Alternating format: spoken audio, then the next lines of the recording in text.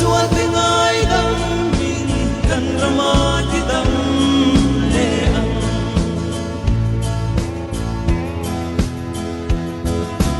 lal pa churing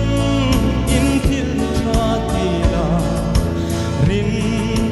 na se han che lal pa iswa ming lam chung in thu tôi rót lệ in ai thong Krista mình tu được xóa in ai to kan trong trái lal pa kan son xóa và na trong in mình lu ai tha kan xóa tiếng ai đắm mình kan rama ti đắm lệ ang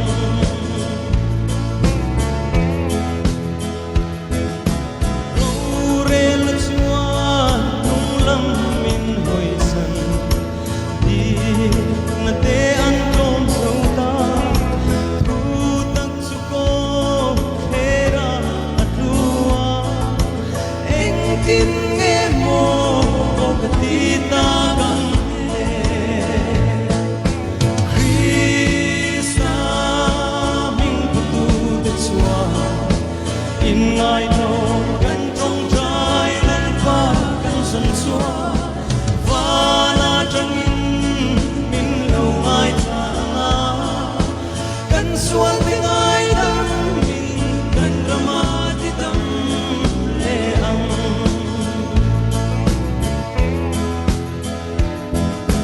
ki nuam taka kan om se chuan kan ram thil tha kan hu ang ma se lal pa la ka kan hel chuan khan dei shiami la ei zo he Krista mình tu de chuan in ai to kan trong trái lal pa kan son xua và na trong in min lu ai tha kan sual tiếng ai đắm mình kan rama ti đắm lệ ang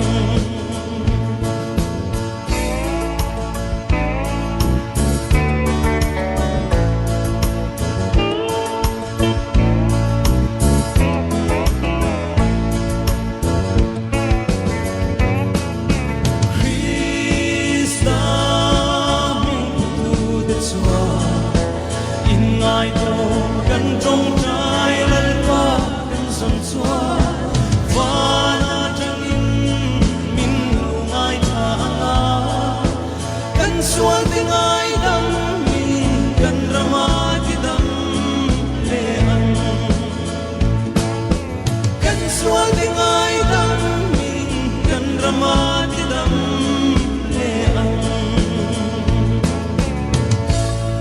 Pathian ro bui ro se